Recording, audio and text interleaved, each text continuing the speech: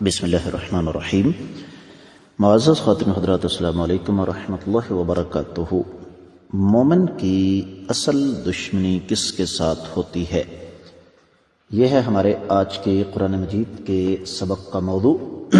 معمول کے مطابق سب سے پہلے آیت مبارکہ کی تلاوت کرتے ہیں۔ اعوذ باللہ السمیع العلیم من الشیطان الرجیم۔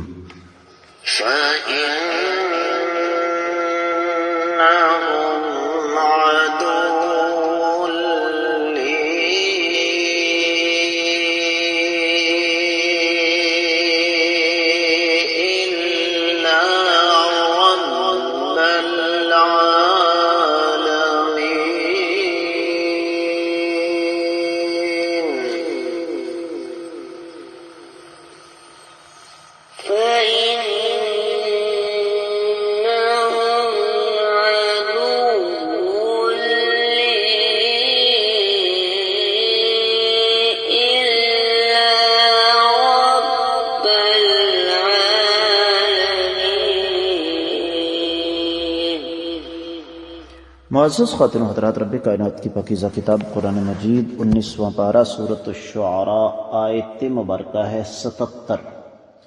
داستان وہی ہے سیدنا ابراہیم علیہ السلام کی کہ جب انہوں نے اپنی قوم سے سوال کیا کہ کیا تمہیں کچھ پتہ ہے کہ تم کن کی عبادت کر رہے ہو، تم اور تمہارے اگلے باپ دادا؟ تو فرمایا فَإِنَّهُمْ، پس وہ یعنی جن کی تم عبادت کرتے ہو، عدو لی، میرے لیے دشمن ہیں، الا مگر رب العالمین، سوائے اس مالک کے جو تمام جہانوں کا پالنے والا ہے۔ بامحاورہ ترجمہ سماعت فرمائیے گا۔ تمہارے یہ سارے کے سارے باطل معبود میرے دشمن ہیں، میں ان سے بیزار ہوں، ما سوائے اللہ ملک العلم رب الجلال والاکرام کے جو تمام جہانوں کا پالنے والا ہے۔ امام ابن کثیر رحمۃ اللہ علیہ نے اس آیت مبارکہ کی تفسیر بیان کرتے ہوئے قدر تفصیل سے ہمارے سامنے کچھ امور رکھے ہیں۔ مثال کے طور پر امام صاحب یہ فرماتے ہیں کہ اگر تمہارے یہ بت کسی کام کے ہیں، کچھ کر سکتے ہیں، تو پھر میری ان کے ساتھ کھلی دشمنی ہے، اور مجھے اس بات کی قطعی طور پر پرواہ نہیں ہے کہ تمہارے یہ بت تمہارے عقیدے کے مطابق کیا کر سکتے ہیں، میں ان کی مطلق طور پر پرواہ نہیں کرتا، مجھے ان سے کسی قسم کا خوف نہیں ہے، بلکہ میں ان کے ساتھ کھلی دشمنی کا اظہار کرتا ہوں۔ اور یہ سلسلہ کوئی نیا نہیں، بلکہ سیدنا نوح علیہ السلام نے بھی یہی کہا تھا، بلکہ اللہ تعالی نے سیدنا نوح علیہ السلام کے بارے میں قرآن مجید میں فرمایا ہے سورہ یونس کی 71ویں آیت مبارکہ میں، فَأَجْمِعُوا أَمْرَكُمْ وَشُرَكَاءَكُمْ ثُمَّ لَا يَكُنْ أَمْرُكُمْ عَلَيْكُمْ غُمَّةً ثُمَّ اقْضُوا إِلَيَّ وَلَا تُنظِرُونِ، جاؤ تم اور تمہارے باطل معبود اپنے سارے کے سارے وسائل جمع کر لو، اور پھر کوئی چیز تم سے مخفی نہ رہے، پھر اگر تم کچھ کر سکتے ہو تو مجھے موت کی گھاٹ اتار دو۔ یہ دراصل ایک چیلنج تھا سیدنا نوح علیہ السلام کی طرف سے بھی اور سیدنا ابراہیم علیہ السلام کی طرف سے بھی، اور پھر یہی مضمون سیدنا ہود علیہ السلام کے بارے میں بھی رب کائنات نے ہمیں بتایا ہے۔ سورہ ہود آیت 54، 55 اور 56، انی اشہد اللہ واشہد انی بریء مما تشرکون من دونہ فکیدونی جمیعا ثم لا تنظرون انی توکلت علی اللہ ربی وربکم ما من دابۃ الا هو آخذ بناصیتها ان ربی علی صراط مستقیم۔ اور سیدنا ابراہیم علیہ السلام کے بارے میں بھی سورۃ الانعام میں گزرا ہے، وَكَيْفَ أَخَافُ مَا أَشْرَكْتُمْ وَلَا تَخَافُونَ أَنَّكُمْ أَشْرَكْتُمْ بِاللَّهِ مَا لَمْ يُنَزِّلْ بِهِ عَلَيْكُمْ سُلْطَانًا۔ میں ان لوگوں سے کیسے ڈر سکتا ہوں جن کو تم اللہ کے مقابلے میں شریک بناتے ہو، جبکہ تم اللہ تعالیٰ سے شرک کرتے ہوئے ڈرتے نہیں جس کے بارے میں تمہارے پاس کوئی دلیل نہیں ہے۔ سورۃ الممتحنہ میں اللہ تعالیٰ نے سیدنا ابراہیم علیہ السلام کے بارے میں ارشاد فرمایا،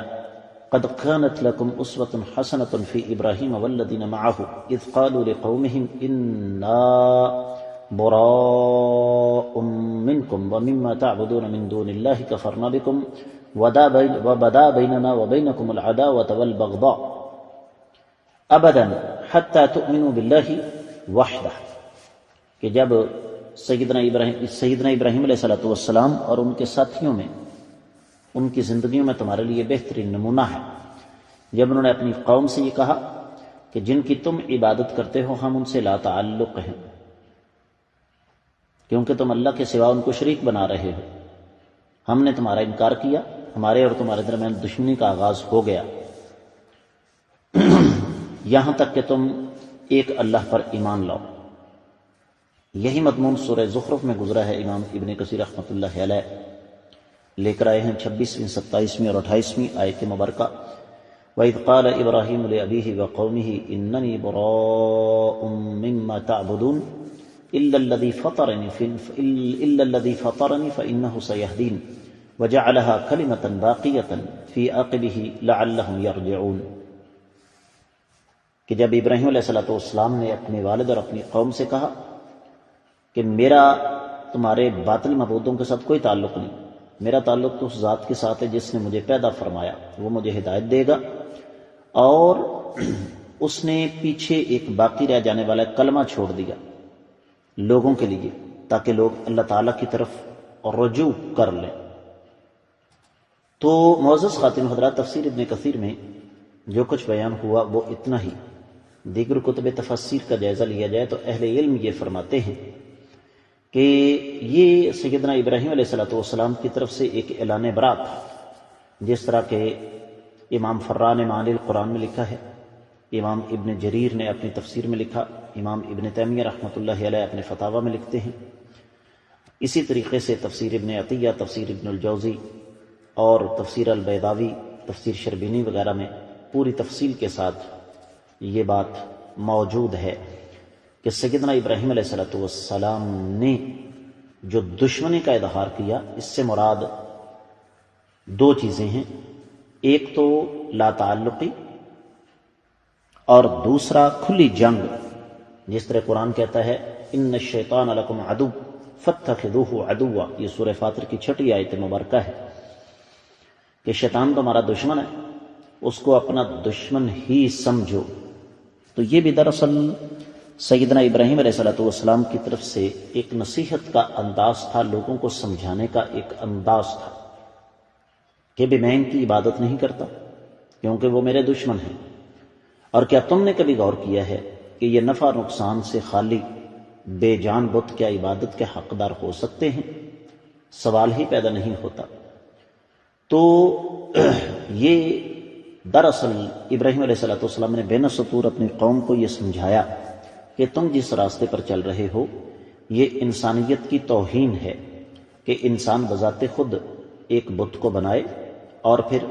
اس کو مشکل کشا، حاجت روا سمجھنا شروع کر دے،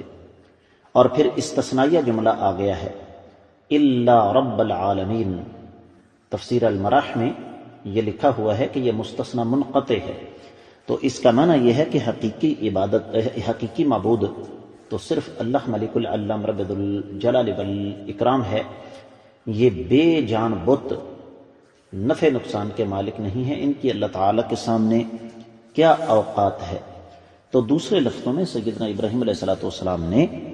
یہاں پر اپنی قوم کو بظاہر بیزاری کا اظہار کیا بتوں کے ساتھ، لیکن حقیقت میں دعوت دی ہے۔ اس کے ساتھ ہی آج کا قرآن مجید کا سبق مکمل ہوتا ہے۔ آپ لوگوں سے اجازت چاہوں گا۔ السلام علیکم ورحمۃ اللہ وبرکاتہ۔